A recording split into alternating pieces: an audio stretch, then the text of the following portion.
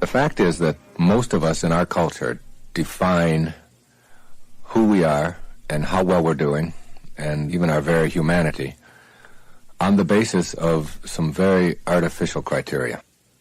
Those criteria, most of the time, are considered by people in our culture to be the ultimate. And they are things like success. How much success do I have? That is, how much money am I making? How much stuff comes into my life? How many accumulations am I able to get? And there's certainly nothing wrong with that.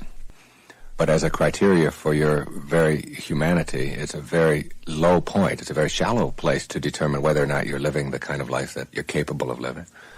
Another one is performance, which we tend to laud in our culture and to almost worship. I'm number one. You see it all the time. People making a contest out of life, and performance being measured in terms of how far I get and what position I achieve in life or what awards I have granted to me or whatever. And the other is achievement. How far have I gone in my profession? How am I looked at by my peers and by other people in terms of my grades and my position on the ladder of success within a given corporation, things like that. These are almost like the ultimate in our culture, in the business world, in the educational world, in the entertainment world, whatever. We're always talking about success, achievement, and performance. What has happened for me, and what has happened for a lot of people, particularly in some of my recent books and tapes and so on, is that after you live this life for a while and you find yourself achieving a lot of things and performing at a very high level and being labeled a success by all of the external standards, you soon discover that there's an emptiness to that, that there's more to life than just being able to do that. That emptiness and that shallow feeling, and that it's just sort of almost like a selfish pursuit, gratifying one's ego and proving that we can accumulate as much stuff as we can, and success isn't any longer measured in terms of how we serve others, but in terms of how much I get for myself. And our goals become obsessions, not that we need any more, but that we've fallen into this trap of believing that we have to accumulate more, we have to get more, we have to perform at a higher level. If we win the championship, that's great, but how about doing it 2 times in a row? Nobody's ever done that before. And if we do it twice in a row, well, now we've got to do it 3 times in a row. And now we have to do it by shutting out our opponents completely. They can never get a point. And we are constantly looking outside of ourselves for these kinds of almost artificial ways of defining ourselves as human beings. And when you get trapped into that, you find that there's a lack of a sense of fulfillment. A parenthesis in eternity. He said these words. He said, "Then there are those who reach a stage in which they realize the futility of this constant striving and struggling for the things that perish, things which, after they are obtained, prove to be shadows. It is at this stage that some persons turn from this seeking for things in the outer realm to a seeking for them from God." And that has been probably the major shift in my life, taking the focus in my life off of the things, the accomplishments, the acquisitions, the reputation, ownership, which we begin to identify ourselves as, and to begin to recognize that Pierre Teilhard, the great French priest who was excommunicated from the Catholic Church for his outrageous ideas in 1918,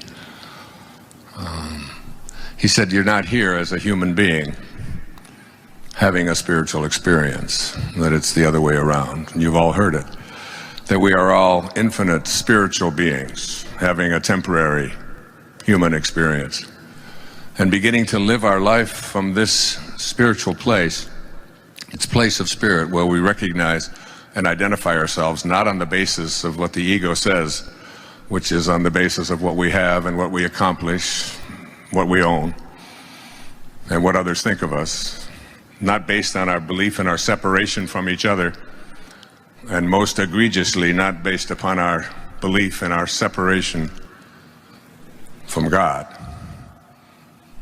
A shift, if you will, to an awareness of our own divinity. And from that place, what is possible for all of us. And that's why the Jung quote where he says that what was true in the morning will have at evening have become a lie. And you're literally living a lie, trying to fulfill a destiny that has been imposed upon you by all of these, by society, by the right people and so on. But in here, there's music that you came here to play, and you came here to play that music. Intention, the field of intention, is asking you to play that music and to take the risks and to do whatever it is that is required of you. This is just all long habituated thought systems that if we challenge them and begin to see that they're not even true, they're all lies. So it's like we live in a world in which all things are possible, in which there's no accidents, there can be no accidents, there's an organizing intelligence that supports everything in this universe, and we live as if who we are is this little microscopic separate thing who's always got to do things a certain way and fit in a certain way, and none of that is true.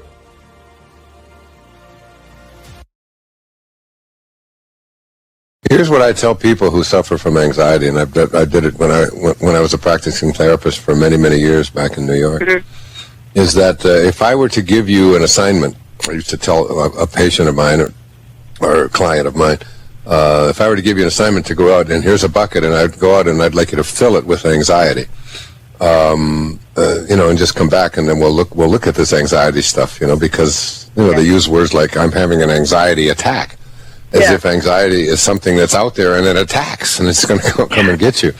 And the insightful part of that little exercise is that that anxiety is just an illusion. There's really no such thing as anxiety in the world. The only thing that there is there are people who are thinking anxious thoughts, or they're picking anxious thoughts. And once you have a recognition that anxiety isn't something that's out there any more than fear is out there, any more than depression is out there, and even sadness, and even the reverse, happiness and so on, that these are there is in a novel that I wrote many years ago called Gifts from Icus, she says that there is no way to happiness. Happiness is the way.